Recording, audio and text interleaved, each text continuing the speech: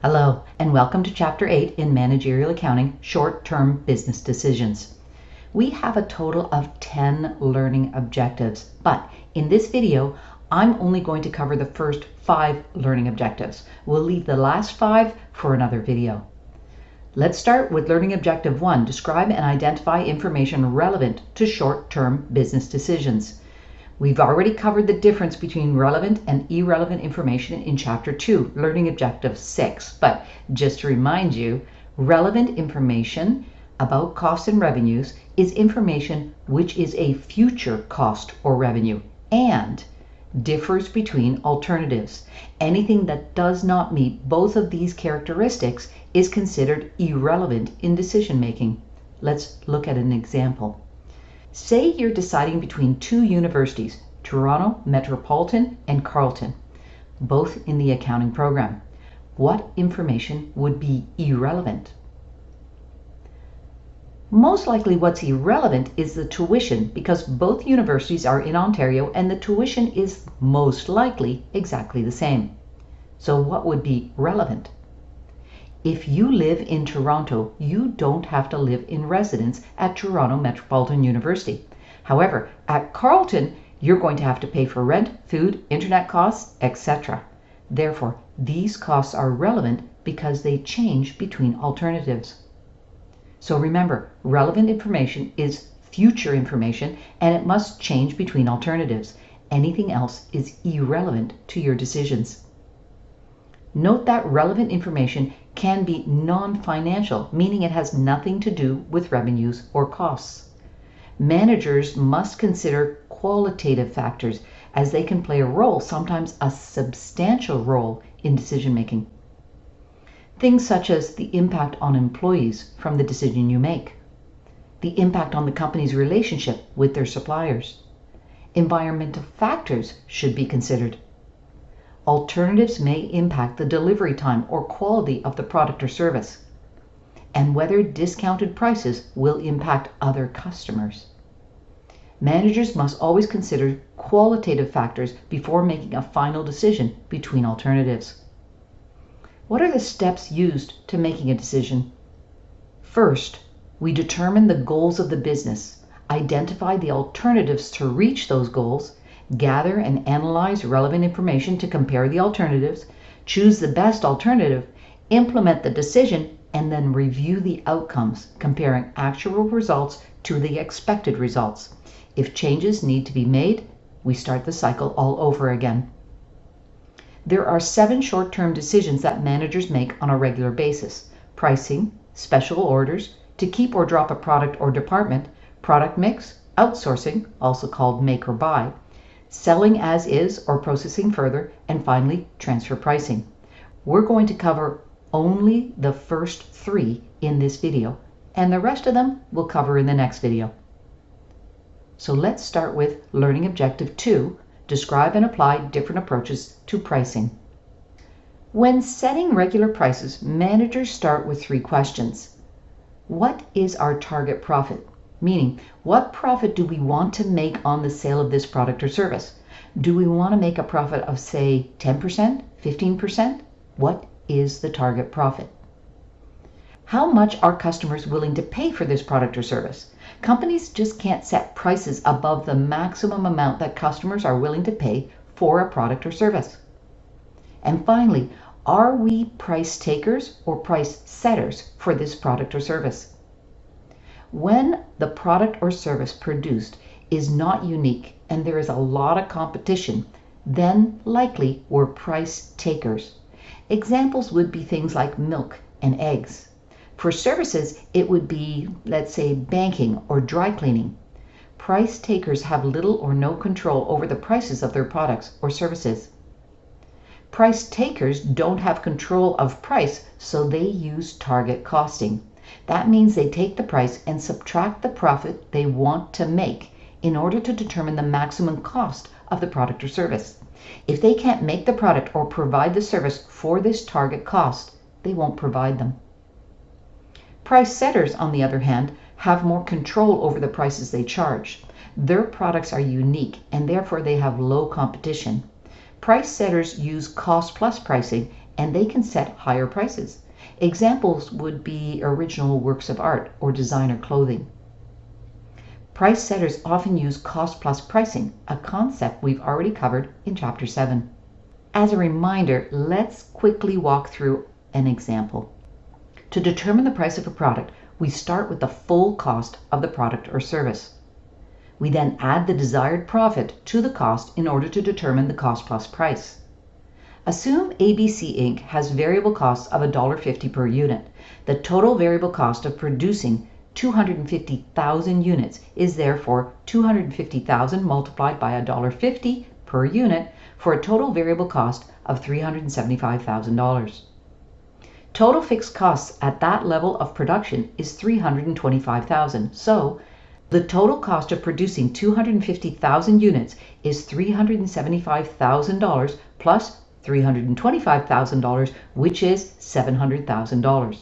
Assume the company wants to make 10% of their total assets and that their total assets are $1 million.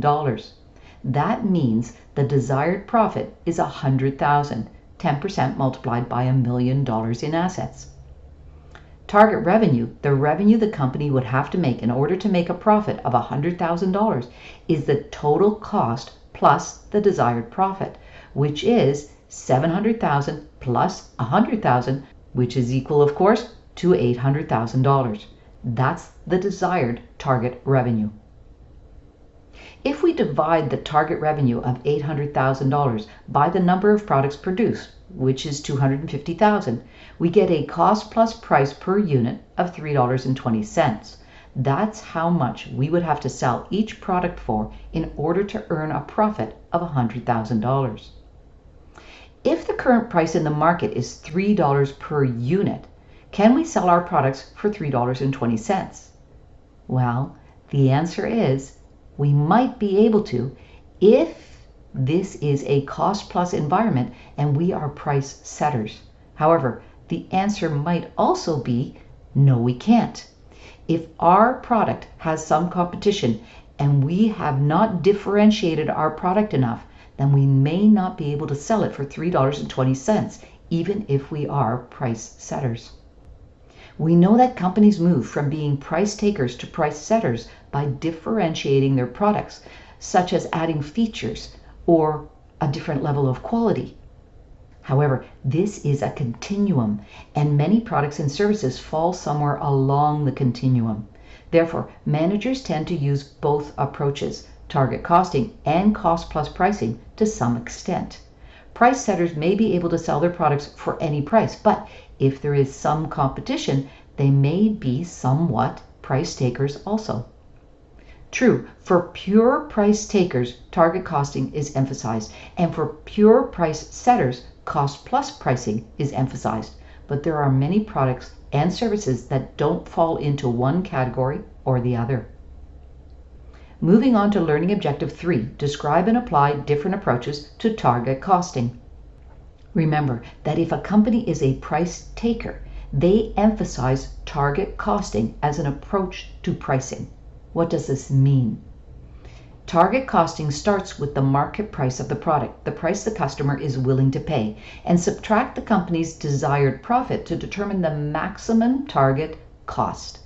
Note that this has to be the total cost, including the cost to develop the design, produce the product, market the product, deliver the product, and service the product after it's sold. That's every cost incurred throughout the value chain relating to this product. Note that we can also do the same for a service. Let's do a quick example of target costing. Assume that ABC Inc. produces the product X22. The current market price is $5 per unit. They expect to sell a volume of 250,000 units. And they want to earn a target profit of $125,000. What is the maximum per unit cost that this company can incur in order to earn a target profit of $125,000? The maximum revenue they can earn is $1,250,000, which is the $5 multiplied by the 250,000 units they expect to sell. Deduct the target profit of $125,000 to determine the total target cost of $1,125,000. Divide that by the number of units that they expect to sell, 250,000 units, and the target cost per unit is $4.50. That's the maximum cost that they can incur if they want to be able to make a profit, a target profit of $125,000. If they can make each product for $4.50 or less, then they will get their target profit. So if the actual cost is less than the target cost, they should make the product. That's because if they sell it at the market price, they'll get the profit that they want or more. However, what happens if the actual cost of producing the product is greater than the target cost? Now, continuing with our example, say that they can make a prototype of the product and it costs $4.75 to make, but their target cost is $4.50. So their actual cost is 25 cents more than their target cost. What can they do now? First, the company can accept the lower profit level. They can make less profit because they are still able to make some profit because they're selling the product for $5. So they could accept the lower profit. Next, the company can see if there is any discretionary fixed costs that can be eliminated without harming sales. We know that committed fixed costs are nearly impossible to change in the short run, so the company wouldn't be able to reduce this type of fixed costs, but they may be able to eliminate discretionary fixed costs. The key is to eliminate ones that will not affect the sales of the products. For example, eliminating marketing is likely not a good idea, since this will probably reduce the units sold, but there may be other discretionary costs that the company can eliminate.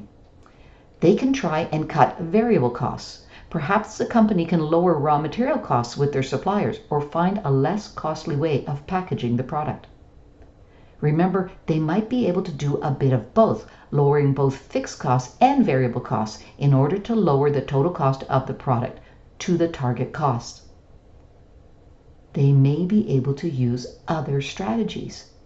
The company may be able to increase sales volumes by using sensitivity analysis in CVP, which we covered in Chapter 4.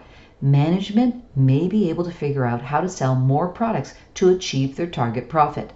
Perhaps they can advertise in new markets. Sensitivity analysis would help managers determine how many units the companies would have to sell in order to cover those additional costs and make their target profit. Other choices include changing their product mix to push products with a higher contribution margin, or change the design of the product in order to add value to the customer. This would allow them to move towards being a price setter rather than a price taker. Sometimes, if companies can't reduce their costs low enough, they may have no other choice than to exit the market for this product.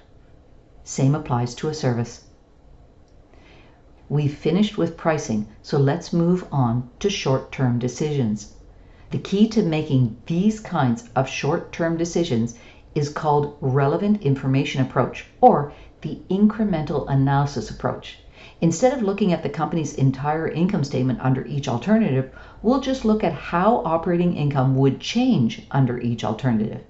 Using this approach, we'll leave out irrelevant information, the costs and revenues that don't change between alternatives. The two keys to analyzing short-term decisions is 1. Focus on relevant revenues, costs, and profits, meaning the revenues, costs, and profits that change between alternatives.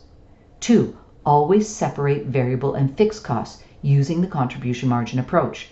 That's because these costs differ in their behavior, so you must separate them in order to appropriately make decisions. Moving on to Learning Objective 4, we'll address special order decisions. What is a special order? A special order is when a customer places a one-time order at a reduced sales price. Often, these special orders are for large quantities. Let's say your company makes vases. A new customer has placed a one-time order for 5,000 units at a sales price of $8 each. Should your company accept this special order? What do managers need to know in order to decide? There are three main considerations when deciding whether or not to accept a special order. First, is there excess capacity that would allow the company to accept the order? If the factory is already at capacity and selling all of their products at regular sales prices, then it doesn't make sense to accept a special order. We would have to look at excess capacity in both a manufacturing as well as a service organization. Next, does the special sales price cover all the incremental variable and fixed costs? The special price has to cover all variable costs, but also any incremental fixed costs in order to ensure that the company doesn't lose any money. Finally, managers have to consider whether the special order will affect regular sales in the long run.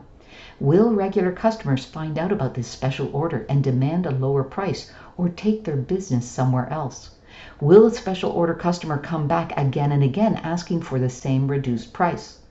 Will the special order price start a price war with competitors? Any decision about accepting a special order has to consider whether the benefits of accepting the special order is worth the risks. Here's a map of how you can think of special orders. You look first for excess capacity. No, reject. Excess capacity, yes, then. Are the additional costs greater than the additional revenues?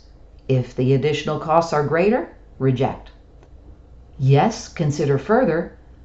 Are the revenues greater than the expected additional costs? Then we have to consider further. We have to consider all the qualitative factors and then decide whether we're going to accept or reject. Let's move to Excel and look at an example of a special order. ABC Inc. makes glass vases for their customers. Currently, they have a capacity of 100,000 per year. They sell their vases for $12 each. Assume that a new customer has placed a one-time order for 5,000 units at a sales price of $8 each. Currently, ABC has regular orders for 90,000 vases per year. The variable cost per vase is $6.20, and their fixed costs are $436,000 at capacity. Should the company accept this special order? First, let's look at capacity. I'm going to just move down a little bit. So we know their capacity is 100,000 units. And we know that their current production is 90,000. If we take the difference, we get the excess capacity. And we see right now they have excess capacity of 10,000 units. So they can certainly meet the requirements for this order of 5,000 vases. What's next? Is the reduced sales price high enough to cover any incremental variable or fixed costs? First, we see that there's no incremental fixed costs. The customer hasn't asked for any changes to the design or packaging or anything else. Therefore, fixed costs will not change and there is no incremental fixed costs. In addition, there's no non-manufacturing variable expenses, so things like additional marketing or administrative expenses. Since ABC doesn't have anything like that according to the question, then we don't have to consider them for this special order. What is the only incremental variable cost? That is simply the variable cost per unit, which is $6.20. Does the lower sales price cover the variable cost per unit? Let's do a quick incremental analysis to see. Remember, incremental analysis analyzes only the changes in the revenue, cost, and profit if the special order is accepted. So, going down here, there's two choices. We can either accept or reject this special order. We look at the incremental sales revenue. If we accept, it's going to be $8, which is the sales price, multiplied by the 5,000 units. That's $40,000. If we reject, we're going to make nothing. The variable costs are going to be $6.20 multiplied by the 5,000 units. That is $31,000. If we reject the special order, it's going to be zero. What is the change in operating income? We take the sales revenue, subtract the variable costs, and it's $9,000. Under the reject scenario, well, 0 minus 0 is going to be 0. We're going to make nothing. So the incremental revenue is greater than the incremental costs. ABC would make an additional $9,000 in operating income if they accepted this special order. Notice something important. We didn't calculate the operating income for the regular sales, the 90,000 vases that we already sell. That's because those sales will not change. We only analyze the incremental sales and the incremental costs because those change between alternatives. Remember, our alternatives, whether to accept or reject the special order. If we reject, we make nothing. If we accept, we make $9,000 of additional operating income. We have figured out the quantitative information, but we have to consider qualitative factors also. Would the special order affect sales in the long run? Well, there's no indication in the question that it would. But we would have to see if this new customer is in the same city as existing customers. If it is, then we might decide not to sell to this new customer because if our existing customer finds out, they might demand the same low price or they might stop giving us their business. There might be other reasons why ABC's managers would not want to take on this special order, even when the calculations show that we should accept it. Remember that the numbers are the first step in decision-making process, but the qualitative factors have to be considered also. The decision should be, as long as the special order does not affect any of our regular customers, we would accept this special order. Let's make this situation a little bit more complex. ABC Inc. makes glass vases for their customers. Currently, they have a capacity of 100,000 vases per year. They sell their vases for $12 each. Assume that a new customer has placed a one-time order for 5,000 vases at a sales price of $8 each. Currently, ABC has regular orders for 98,000 vases per year. The variable cost per vase is $6.20 and their fixed costs are $436,000 at capacity. Should the company accept this special order? Remember, the first thing we have to look at is capacity. So we know capacity is 100,000 vases. And we know current production is 98,000. So that means our excess capacity is only 2,000 vases. If we fill this order, we're going to have to steal 3,000 vases from our regular customers. That introduces the concept of an opportunity cost, and we're going to have to include this in our analysis.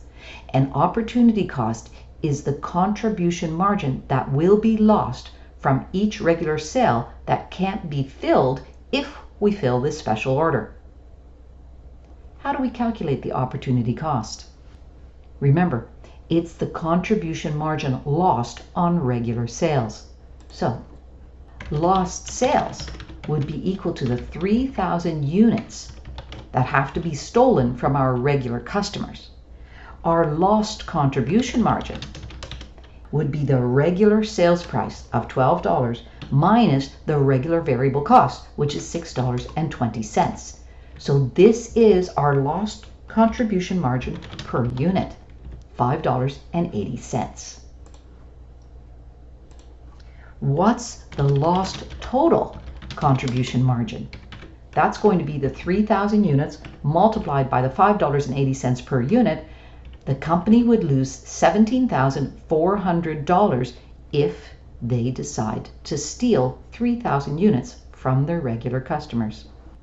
Let's do an incremental analysis to see how this would affect the company.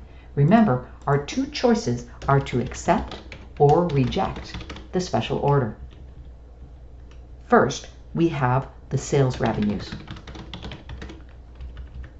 We know that this is $8 multiplied by the 5,000 units, $40,000. If we reject, it's going to be 0.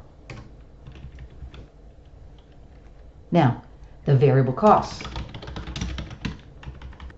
Let's put the variable costs in as a negative number. That's important for this part of the question. I know that in the previous iteration, I didn't put it as a negative, but I probably should have. So let's just change this to a negative number. There we go. And then we're going to change this. There we go. 9,000. I should have put the variable costs in as a negative number. It's actually really important to do so. So going back to our second iteration, variable costs, $6.20 multiplied by the 5,000 units, and I'm going to multiply it by -1. There we go, 31,000. If we reject, 0. Now, what about the opportunity cost? The opportunity cost is going to cause us to lose $17,400. We'll make these all dollars so we can see this. There we go. And I'm going to get rid of there we go. So if we reject the order, we won't lose any of our regular sales, so that's going to be 0. So what is the change in operating income? Add these three numbers together. We can see. And I'm going to add these, even though it doesn't matter. There we go. So what do we see? If ABC accepts this order, they will lose $8,400 of operating income. They should definitely reject this order. Now, managers might want to accept the order because they think that in the future this customer will continue to order for them. There can be a multitude of reasons why they might want to accept this order. But they want to negotiate with their new customer. So they want to know what is the minimum price that ABC should charge this new customer so that there's no loss. Let's just write that question down.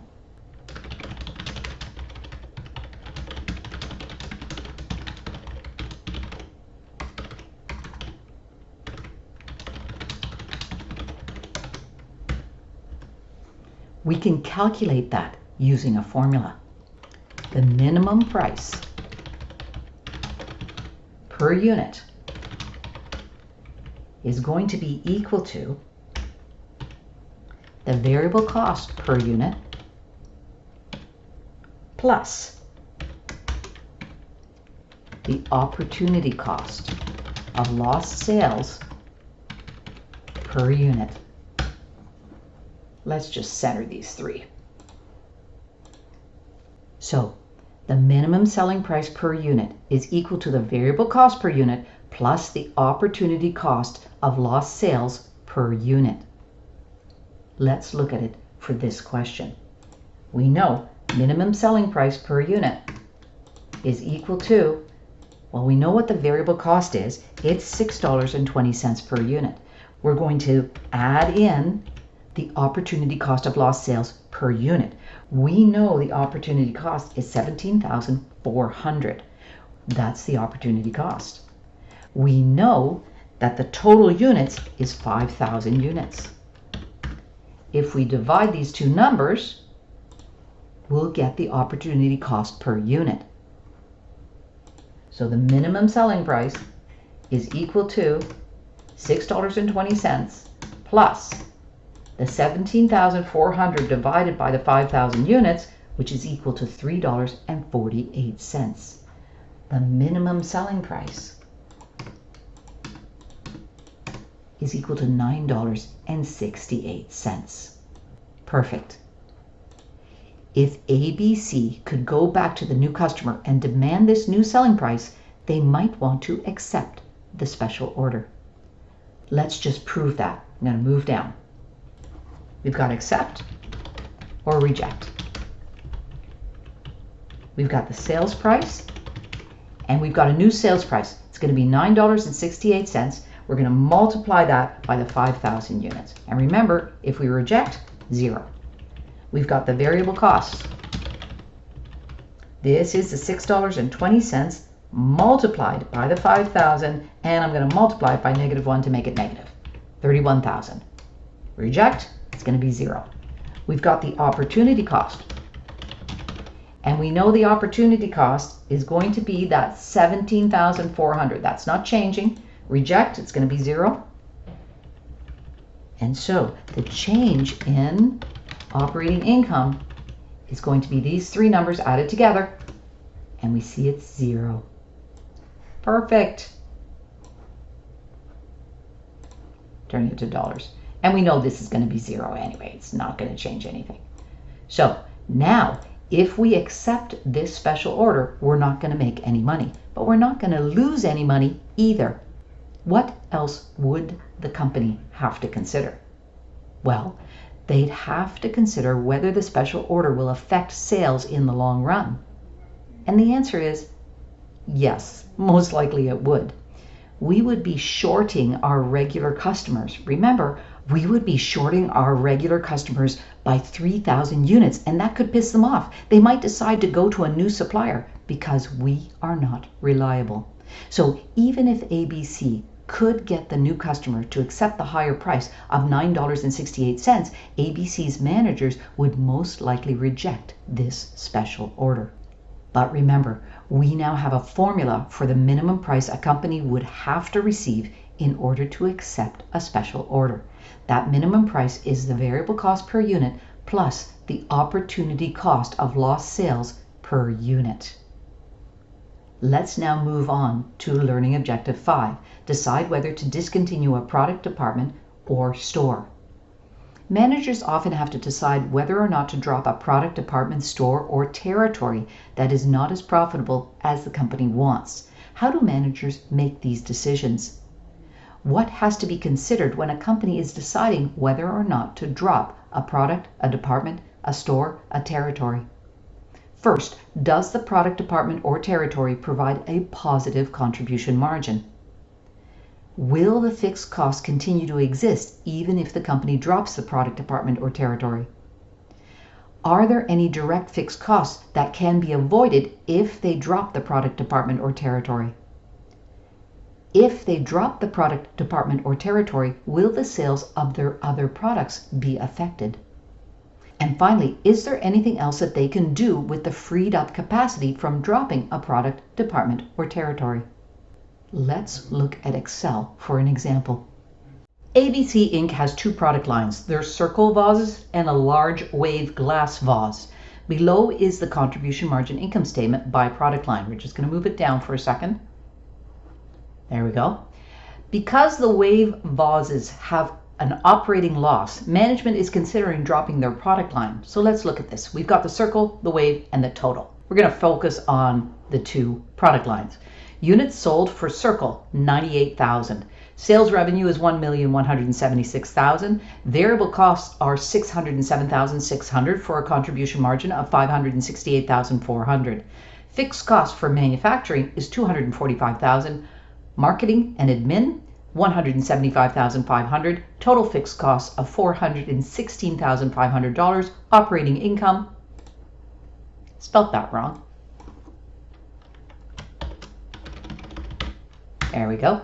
Operating income, $151,900. We can see for the wave vase, we have units sold is 32,000. Sales revenue, $544,000. Variable costs, $422,400. So the contribution margin is $121,600. Fixed costs, manufacturing, $80,000. Marketing and admin, $56,000 for total fixed costs of $136,000, and they have an operating loss of $14,400. Let's go down. ABC allocates fixed costs between product lines based on units sold. So they take the total fixed cost for manufacturing divided by the 130,000 vases, and we can see it's $2.50 per unit. Same with marketing and admin fixed costs. They take the $227,500 divided by the 130,000 units, and they get $1.75 per unit. All right. Should management drop the wave vase product line? Well, the first thing we have to look at is whether the wave vase provides a positive contribution margin? If the answer is no, if the contribution margin is negative, then the product is not even covering its own variable cost. In that case, the product line should be dropped immediately. However, we can see that the contribution margin, let's just highlight this, the contribution margin for the Wave vase is positive. It's $121,600. It provides $121,600 to help cover at least some of the company's total fixed costs. So, should the company keep this product line? Well, managers actually can't decide yet. They have to consider the fixed costs. Right now, the company allocates their fixed costs based on the total number of units sold. But that method is really arbitrary. It's just a way of allocating fixed costs. Fixed costs can be allocated in many different ways, as we know from our coverage of job order and activity-based costing. We need to look at fixed costs differently. We have to ask, will the fixed costs still exist if the product line is dropped? Can any direct fixed costs of the Wave vase, so looking at the Wave vase only, are any of these fixed costs direct fixed costs? So direct fixed costs of the Wave vase, can they be avoided if the product line is dropped? If the fixed costs continue even after a product line is dropped, they're called common or unavoidable fixed costs. Unavoidable fixed costs are irrelevant to decision making because they do not change between alternatives. Remember, the alternative here is to keep or drop a product line. If there are unavoidable fixed costs, they have to be eliminated from the analysis because they don't change between alternatives. Now, question 2 says, assume that all of the fixed costs, both manufacturing, marketing, and admin, are unavoidable. Should management drop the product line? We have to do an analysis. Let's give ourselves some space. Here we go. We're deciding between two alternatives, keep or drop. We know the sales revenue, and this is for, of course, the Wave vase. We know the sales revenue is $544,000. We also know that the variable cost, we're going to put this in as negative, is $422,400. So that means that our contribution margin is the difference between these two. $121,600. Since there are no avoidable fixed costs, all of them are unavoidable, we don't put fixed costs into the analysis. If we drop this product line, we make zero sales revenue. We have zero variable costs, and the contribution margin is going to be zero. So what's the difference between that? I'm going to take if we drop it and subtract if we keep it. The difference is $121,600. If the Wave vase product line is dropped, the company will lose $121,600 in operating income. Considering that their operating income right now with all the product lines is $137,500, this would mean that their operating income would drop down to $15,900. If all the fixed costs are unavoidable, then the company should keep the Wave vase product line, because if they drop it, they will lose $121,600 and they'll have an operating income afterwards of only $15,900. But what if some of the fixed costs are avoidable because they are direct fixed costs? Let's look at the next part of the question. And again, I'm going to give myself some space. 3. Assume that the Wave vase has a supervisor to oversee just that product line. If the Wave vase product line was dropped, the supervisor would be let go, saving the company $130,000 per year. This is now a direct fixed cost tied to the Wave vase product line, and therefore it's avoidable. Since it changes between alternatives, it is relevant information and it has to be taken into account in the analysis. So let's do the analysis again. Remember, we've got the keep, we've got the drop, and we've got the difference. We're still going to take into account the sales revenue. And that is not going to change. We're going to steal it from up here. It's going to be $544,000. We've also got the variable costs. That's not going to change. So we're going to take that as a negative number because it's a cost, $422,400. So we have, again, the contribution margin. And the contribution margin is the difference between these two numbers, $121,600. Remember, if we drop 0 revenue, 0 variable cost, and of course, 0 contribution margin. Now, the direct fixed costs. So if we keep the product line, we're going to pay $130,000 in the supervisor salary. But if we drop the product line, we're going to pay 0. So what is the change in operating income?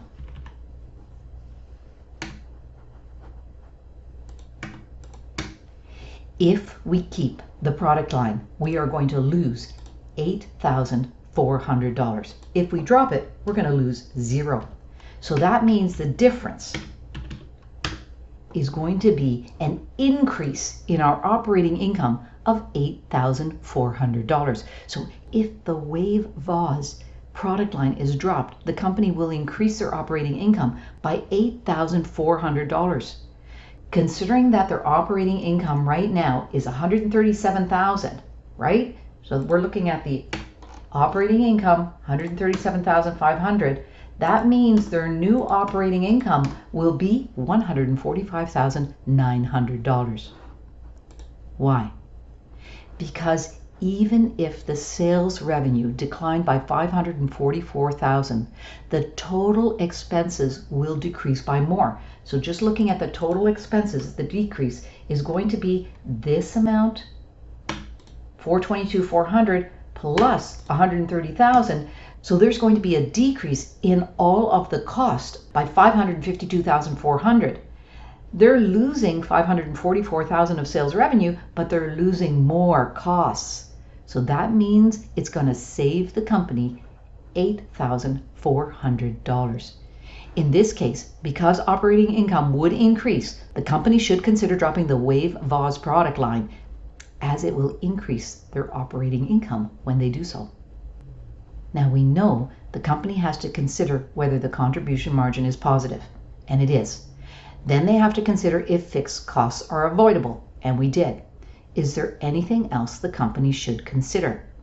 And the answer, of course, is yes.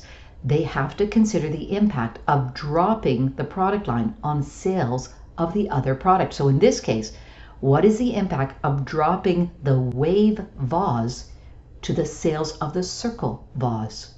Well, let's look at question number 4.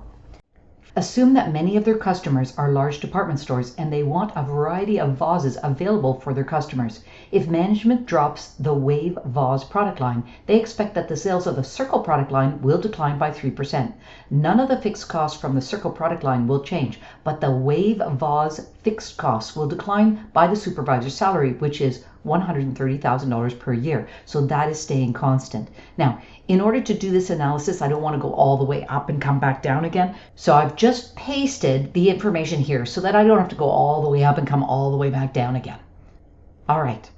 So the question is, should the company drop the Wave product line? Let's do an analysis. So we know the choices is keep or drop. And then we've got the difference. If we keep, we've got sales revenue equal to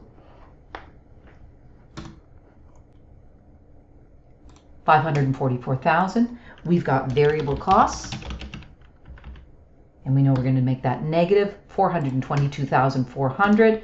That will give us a contribution margin of $121,600. We also know that there's going to be direct fixed costs, and those are going to be that negative $130,000 that we have in the question. And so we can figure out the change in operating income, which is a reduction of $8,400. There we go. That's if we keep. If we drop, it's a different story. I'm going to move this over by 2. There we go. This is all going to be drop. All right. Remember, for the wave vase, if we drop the product line, the sales will be 0. Variable costs will be 0. In that case, the contribution margin will be 0. The direct fixed costs will be 0. And then we're going to end up with an operating income of 0. But we also know that the Circle product line, their sales will decline by 3%, which means their variable costs will decline by 3%. So we're going to take that negative 3% and we're going to multiply it by the $1,176,000 of sales for the Circle.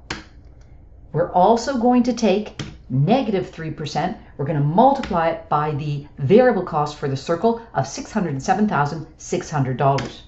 All right, so now if I take this, subtract the 2 of them, I see, let's just do an underline, I see that the contribution margin will decline by $17,052. We know there's going to be no change to the fixed costs for the Circle vase, so that's going to be 0. So we're going to have a total change in operating income of a reduction of $17,052. So we take these 2 changes together, and I'm just going to copy them all the way down. There we go. No change, of course, because it was 0, but I still like to do the process. So I can see what is the difference. This is what's going to happen if we drop the product line. This is what's going to happen if we keep the product line. So if we drop the product line, we are going to reduce our operating income by $8,652. Considering that their operating income was originally $137,500, their new operating income will be $128,848. So we can see that this drop is going to cause a larger decline than the actual effect of keeping the product line. So they should keep both product lines to ensure they do not decrease their operating income by $8,652.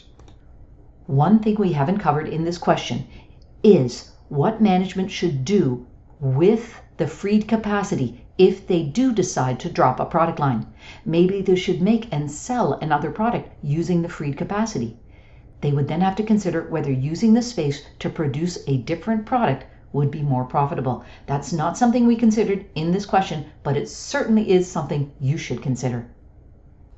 So remember, when we decide to drop products or segments or territories or stores, we have to consider these things. Does it provide a positive contribution margin to the company? Will fixed costs continue to exist even if we drop? Are there any direct fixed costs that can be avoided if we drop? And will dropping affect the sales of the company's other products? Finally, what should we do with the freed capacity? Let's do a quick check of your understanding. 1. Which of the following are irrelevant to business decisions?